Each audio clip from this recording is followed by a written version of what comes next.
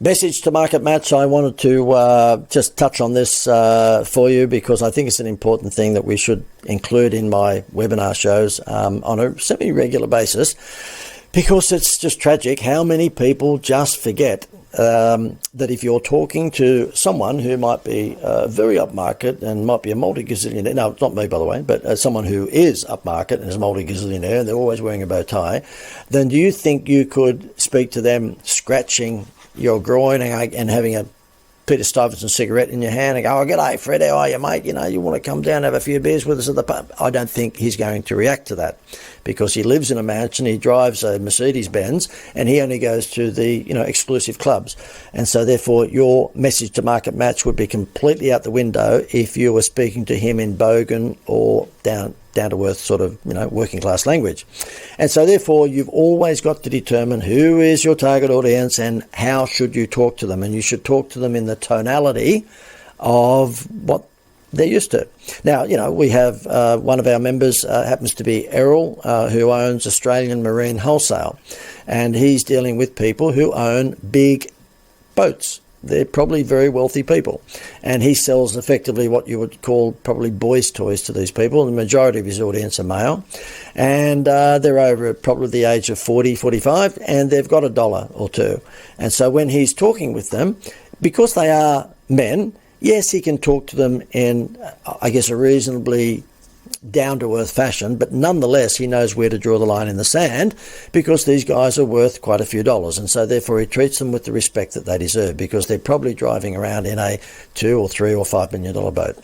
And you have to do the same thing. You have to recognize who is your target audience and how you're going to communicate to them. It's all about message to market match. Okay, so it's about having the right message to the right market. And I thought I'd show you a couple of good examples and one bad one.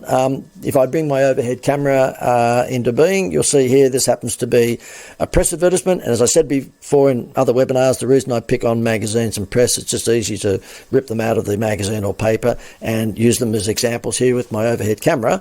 But this could have easily been a web page or an Instagram ad or Facebook ad. So just take it for what it's worth in terms of the philosophy that I'm going through.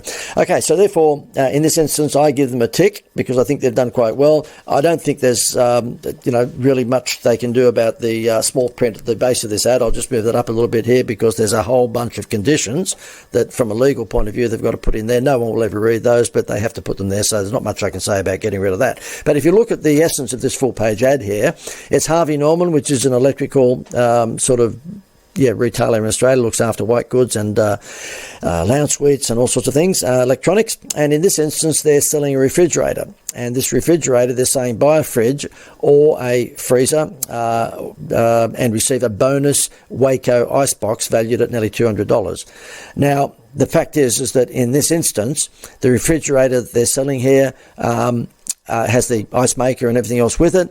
And if you're going to be getting a refrigerator with the bells and whistles like the ice maker, then you're probably going to be interested in something that might have a little bit of pizzazz to it, something that's got a little bit of flavour to it, and I think they've done a good job here. They've actually messaged to market match. It's another fridge that you get with the fridge, but this, of course, is an esky. We call them an esky in Australia. If you're watching this in America, we have a few people there watching this, then that would be called a cooler, I think, in America.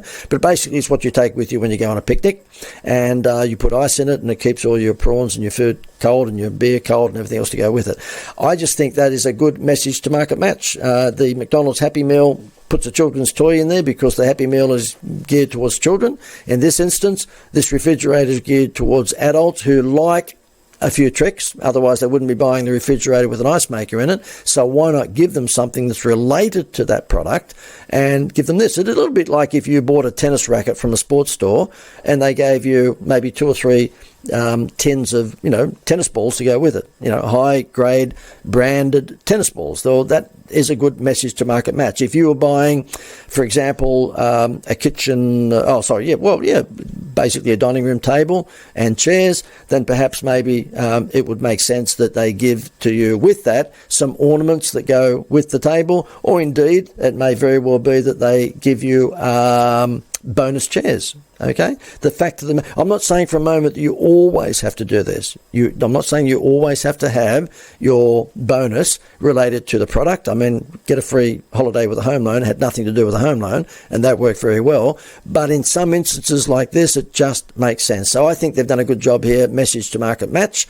I wanted to show you another one which didn't do such a bad job at this. This is Officeworks. Okay, and so therefore that is not a shadow. It looks like a shadow on the screen there, but that is actually the blue that they've got there. And what they've gone here is, imagine if life had a soundtrack, and they're giving you all the bells and whistles that in today's, sort of music world.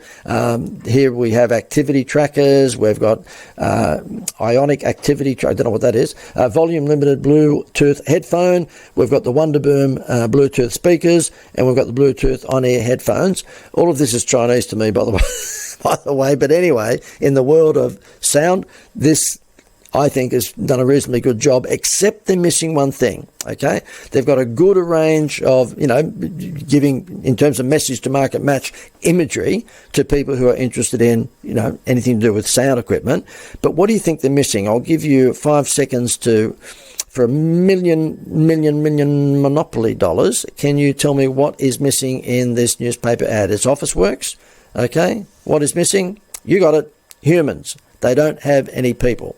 And so therefore what I believe they should have been doing here is that they have a reasonable sized picture of maybe, 2 or 3 people at the base of the ad here wearing some of these things, or maybe someone in the kitchen listening to their Bluetooth speaker and showing someone perhaps who is interested in the activity trackers. They might be jogging, and have images of those towards the base of the page, and then show these products.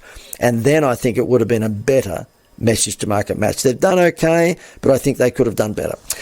Every single decision these days that I make is based on going through potential problem analysis. And as far as message to market match is concerned, the potential problem that you always have is destroying or damaging your brand.